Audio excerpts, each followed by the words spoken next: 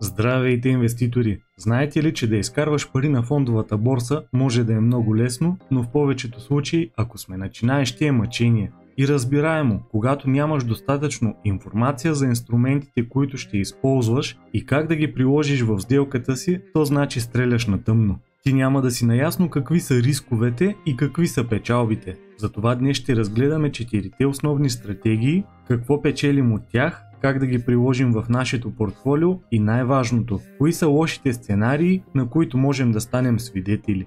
Лесният начин да усвоите възможно най-много информация за възможно най-кратко време е като се заобиколите от хора, които имат същите цели като вашите. Да имате с кого да споделите мислите си, с кого да поговорите, на кого да зададете въпроси, които неизбежно ще изникнат през първите ви стъпки. Тук идва ролята на нашето общество, което ще ти помогне да бъдеш най-добрата версия на себе си. В Инвестина ежедневно коментираме опции, които сме отворили или затворили. Анализираме различни компании, определяме реалната им стойност и прилагаме наученото на практика. Достъп до Инвестина ще получите през абонамента си в Patreon. Линк ще откриете в закачения коментар под това видео. Спомняте ли си кои са 4 основни стратегии, които можем да приложим в търговията с опции? Ако за пръв път попадате на тази тема, вероятно ще сте леко объркани, затова за вас създадох ето този плейлист, който ще ви излезе в горния десен ъгъл, където може да започнете от урок 1 и систематизирано да достигнете чак до това видео. Да се върнем на основните стратегии. Те са покупка на кол опция, продажба на кол опция, покупка на пут опция и продажба на пут опция. Ще разгледаме всяка от тях по-отделно, за да знаем кой и кога прави пари. Започваме с покупка на кол опция. За пример ще използвам една от любимите си акции, а именно Tesla. Моментната й цена е $220, аз вече съм правил анализ на компанията и в Инвестина знаем реалната й стойност, акциите им са надценени. Но това не значи, че не можем да изкараме доход от тях. Ето и как се купува кол опция върху Tesla. За целта трябва да имате регистрация в брокер, който позволява търговията с опции. Не се притеснявайте, ето в това видео, което ще ви излезе в горния десен ъгъл, съм добавил целия процес, който може лесно да проследите. Важна подробност е, че трябва да имате минимум $2500 в портфейла си, да отключите Margin акаунт и да заявите позволение за търговия с деривати. Влизате си в акаунта, избирате тикер TSLA. Трябва да изберем времето, за което опцията ще е валидна. Спирам се на 8 декември, което е 1 месец продължителност на договора. Моментната цена е $220 и за покупка на кол опция ще избера $230. Поглеждаме вдясно под секцията Calls, избираме Strike $230. Проверяваме дали сме купувач на опцията. Да, избираме премия, която да платим на продавача и натискаме Submit. Ще ни изкочи прозорец, който още веднъж да обобщи параметрите на договора. Преглеждаме ги, за да сме сигурни, че всичко е така, както сме задали и натискаме Transmit. Готово, вече имаме първият си купен кол. А сега нека дефинираме какво се случи, за да имате по-ясна представа.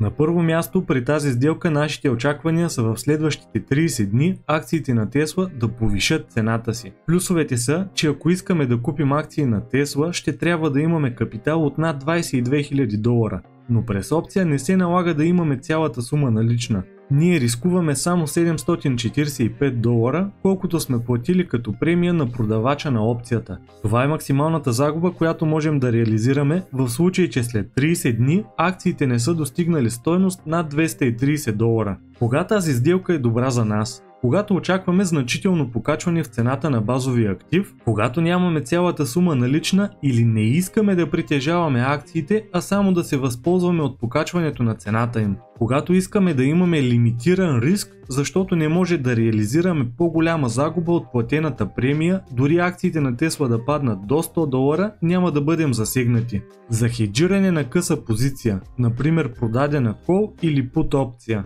Кога тази сделка е лоша за нас? Когато цената на базовия актив не върви в нашата желана посока. Ако не сме преценили добре очакваното движение, то ние ще загубим премията, платена на продавача на опцията. В заключение да обобщим казаното до момента. Покупката на кол опция може да е успешна стратегия за нас, защото ни дава правото, но не и задължението да закупим акции на Tesla за $230. независимо колко нагоре ще върви цената им. И ако акциите скочат до $250, ние ще реализираме $2000 печалба от продажбата им веднага.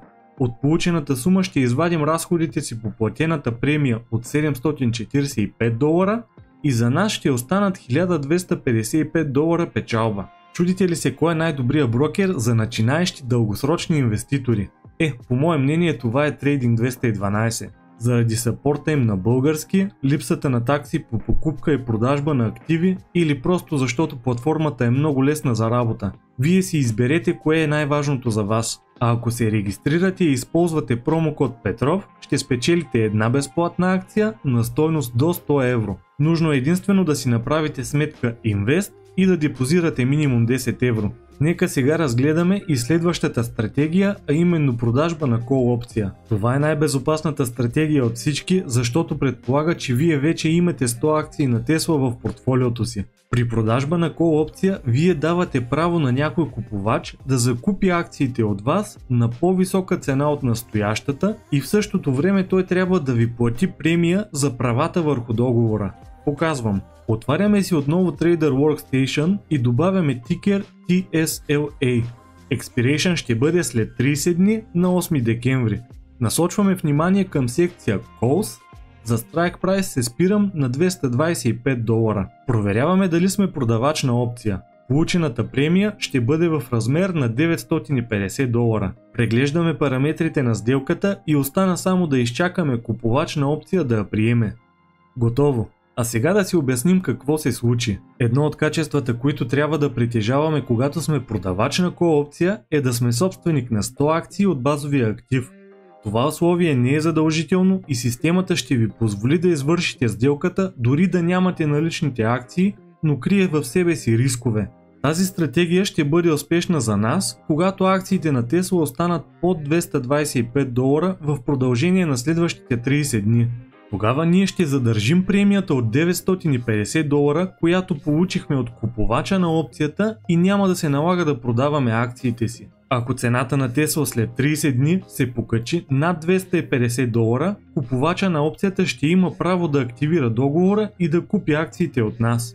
Ние ще реализираме доход освен от премията по договора, то и от капиталовата печалба в разликата между цената, на която сме придобили акциите, и тази, на която сме ги продали. Предимствата от продажба на call опция са: не може да реализирате загуба, ако продавате call опция на по-висока цена от тази, на която сте купили акциите. Получавате премия от купувача на опцията за правата върху договора. Хеджирате дълга позиция, например покупка на call или put опция. И един от въпросите, които често ме питате: ако продам call опция върху дивидендна компания, ще получавам ли дивидендните плащания? Да, акциите са си наши и вие ще получавате плащанията от тях, докато купувача на опцията не реши да активира договора.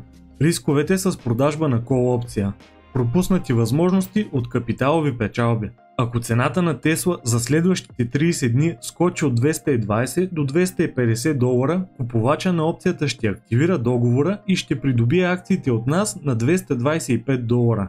Ние ще реализираме печалба и ще задържим премията от сделката, но ще пропуснем възможност лично да се възползваме от скока в цената на актива. Следващата стратегия, която ще разгледаме, е покупка на put опция. При нея ние заключваме цена, на която можем да продадем акциите на Tesla, и ако цената им падне, ще можем да ги купим тогава и веднага да ги продадем на по-високата вече договорена цена. Тоест, ние можем да си договорим предварително продажба на $200 и ако в следващите 30 дни акциите паднат до $180, ние ще купим 100 акции на $180 и веднага ще ги продадем на $200, като разликата от $20 на акция се равняват на $2000 печалба за нас, от които ще извадим платената премия на продавача на опцията от $420. Чистата печалба в този случай е $1580.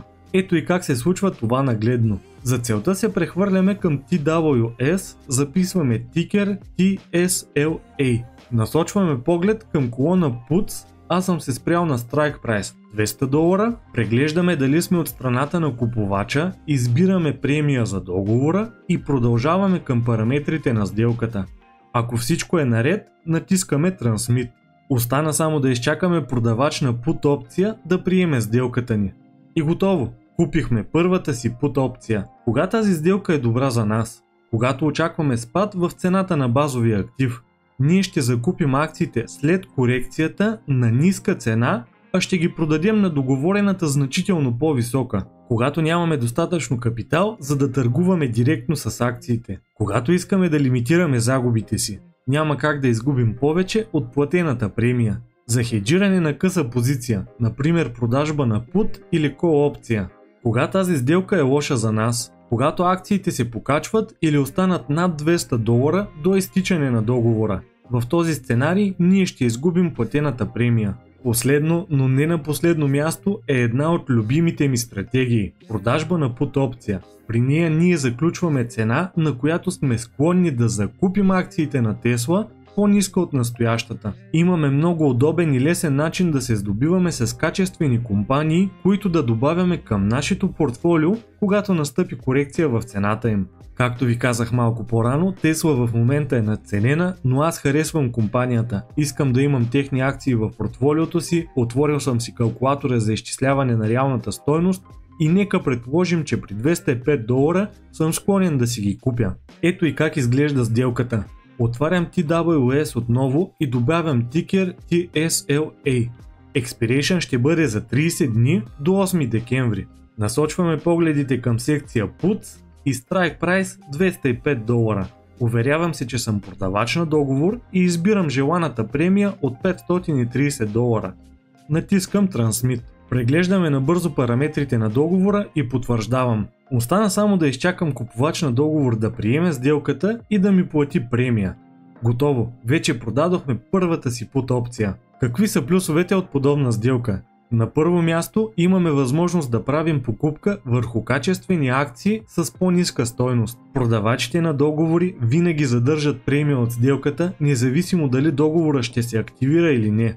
Ако сме подбрали добре базовия актив и цената му падне под Strike Price, ще закупим 100 акции, а ако остане над Strike Price, ще задържим премията от сделката. И в двата случая това може да е печеливша стратегия за нас. Какви са негативите от подобна сделка? Ако не сме подбрали добре базовия актив, може да се здобиете с компания, която не искаме да е част от портфолиото ни. Възможно е да забравим, че е важно да се здобиваме с качествени активи на ниска цена, а не да гоним високи премии от сделките. Напомням, че опционерите вече имат собствено общество в България и може да станете част от него, като последвате линка в закаченото съобщение под това видео. Не забравяйте да грабнете една безплатна акция от Trading 212, като използвате промокод Петров след регистрация. А сега благодаря, че изгледахте това видео, за мен беше удоволствие, а с вас инвеститори ще се видим само след няколко дни.